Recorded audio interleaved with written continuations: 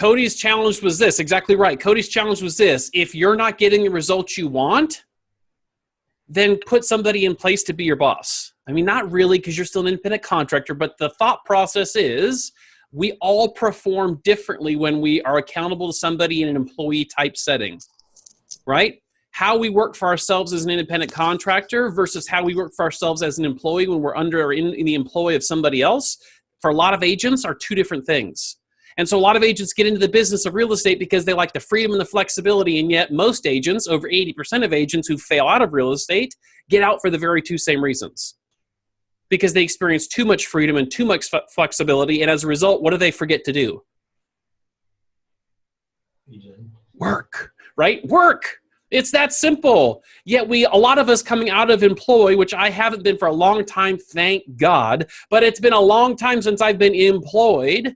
Yet coming out of that world and being your own boss is difficult because most people don't hold themselves accountable at a high level. So here's what I want to talk with you guys about, and we're going to spend the rest of our time together on this.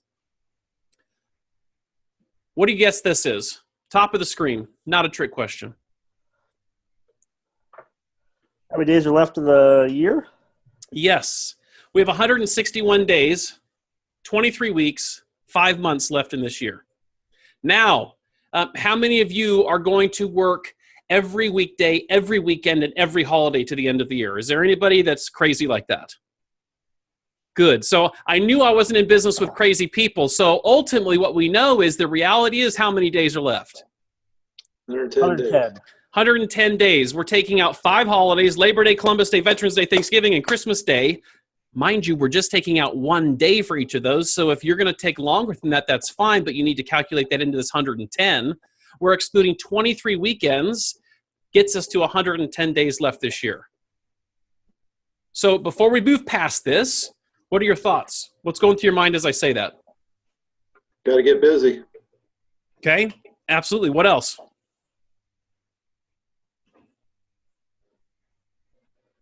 Anxiety. Okay. What else?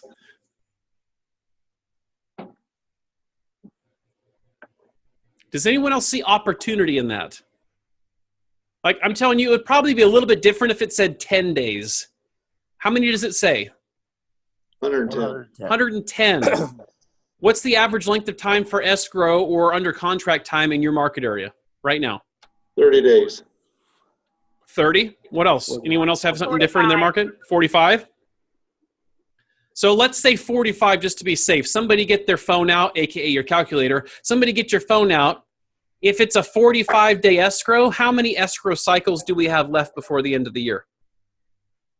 Less than 3. What do I mean by an escrow cycle? Time before it closes. Bingo. Because you understand if you put something in contract November, it has a chance of not closing before the end of the year. Now, granted, we're going to need it beginning of next year, but my point is, how many escrow cycles do we have this year to get something under contract and closed? 2.5. How many? 2.5. 2.5. So let's just say 2. So what I want to challenge you guys this week to do is look at your goals, look at your 411. And oh, by the way, I can't turn my camera, but my 411 is taped to my monitor because I just did this with Cody today. Now, Cody doesn't ask me about my 411.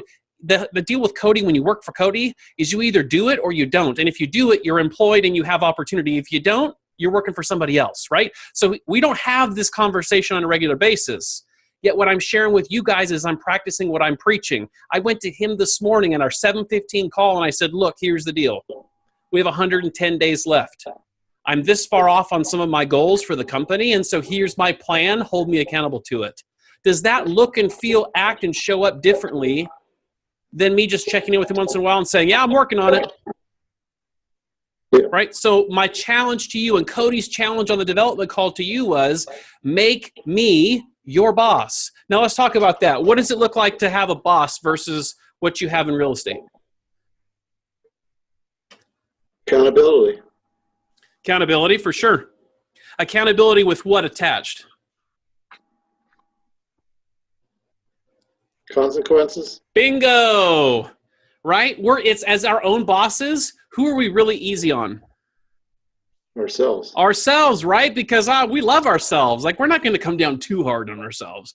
Like, it's a bummer that didn't work out, and it's okay. We'll get it next week. And then next week turns into December, right? So the difference in being an employee versus being an independent contractor, there are some significant consequences if we don't follow through. Now, I want to give you guys 3 things, 3 ways that if I was your boss, which I'm not, but if I were, there are 3 ways that you would win with me or win with any boss. If you want to be an exceptional employee, and challenge me on these if you don't agree, but if you want to be an exceptional employee, here are 3 things that I would say will make you the top of your class. First, follow your calendar.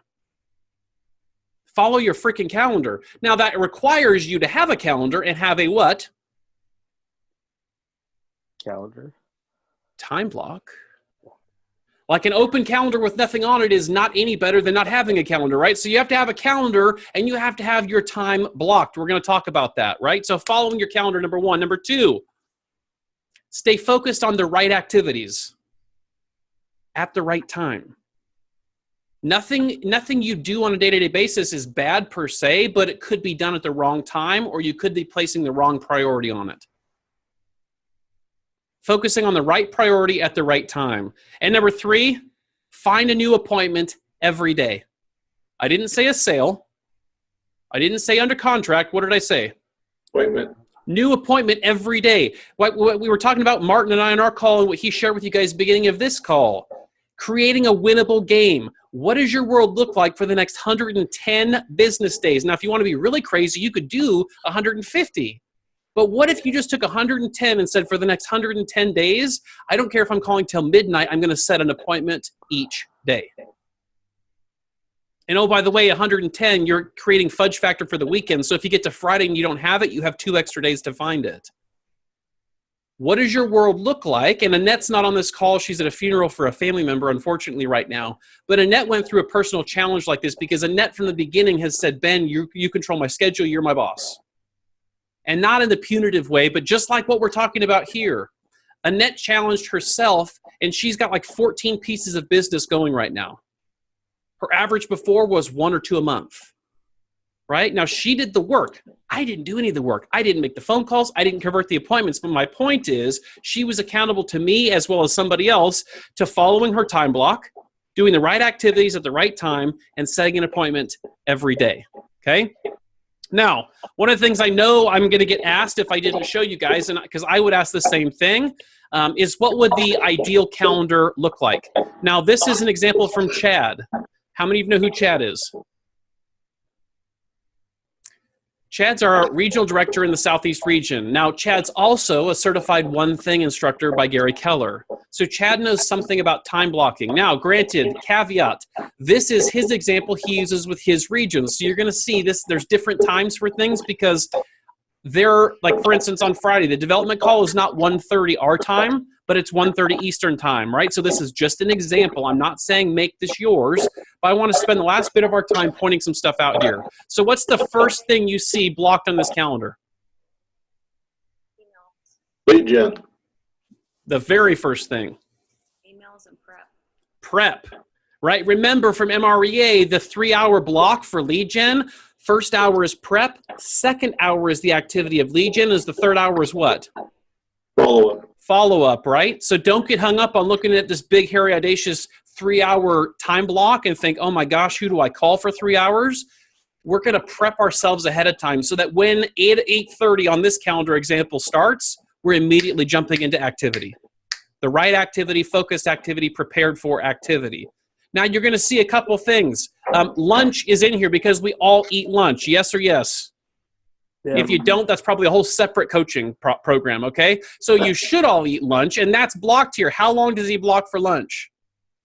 Half hour.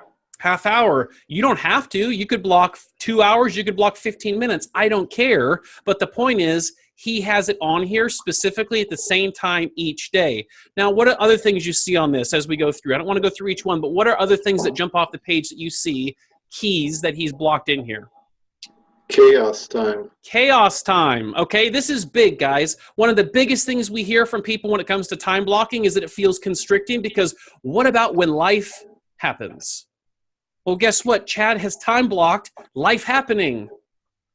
Now let's just pretend, because it's none of you, but let's pretend an agent is in their lead gen time and a client calls with an emergency. Notice the air quotes, with an emergency. And you don't get back to them that moment. What does that do inside of you? Anxiety. Anxiety, right? Because we think that they need it when? Now. Now. Yet what happens when we're working with clients and we set the expectation that I am doing my lead generation, either helping you find a buyer for your listing or find properties for you as a buyer between this time and this time. And any and all calls I get during that block, I will return at this time. You see what Chad's done? He's setting the expectation for the person on the front end, because as long as they know, they're okay. Do you get to call your doctor, your attorney, or your financial advisor and tell them, I need now. I need to meet with you now. Does anybody have that relationship with that person? What's the reality look like for those people? Schedule an appointment. You schedule an appointment, and none of us have heartburn about it because that's the expectation that's set on the front end. Okay? Your lead gen time and the appointments you set with yourself are more important than the appointments you set with your clients. We just, as agents, typically don't treat them that way. So the first thing to go on our calendar, or the first thing that we don't stick to, is our lead gen time, because something comes up that we think is an emergency when reality it's not. Okay? Now the other thing, and then we'll wrap this up, the other thing you'll see on here that he blocks is at the bottom each day. What is it? Personal time. Personal time. If you're like me and you get in a rhythm and a groove, your personal world suffers because you're counterbalancing too much in the business world. Is that anybody else's experience, or is that just me? Right? His whole point is this, guys. The fact is he has every part of his day scheduled and planned. Now, on the outside, again, that may seem rigid and confining, yet what I'm promising you is when you follow through this type of a system, just commit to it for the next 110 days and watch what happens to your business. When you focus on the right activities at the right time, this is the map that allows you to do that. When you focus on the right activities at the right time, amazing things happen because you're making time for the right things. All right, so I want to challenge you guys this week as we're wrapping up. I want to challenge you to look at your goals, identify what the gap is, identify what your action plan is to use the 110 days to find an appointment a day and close that gap, and then have your calendar reflect it. Now, if you're really serious and you want me to be your boss, you can do what Ian does, and he screenshots me this of his calendar every single week. Now, you don't have to, but you also don't have to have the results Ian has. The choice is totally yours. That's the beauty of being an independent contractor. So that's what Cody was talking about. I'm here for you if you want to level up to that level of accountability. If you guys have any questions about any of this, let me know. Thank you for being on the call today. Have an awesome week, and I'll talk to you guys soon.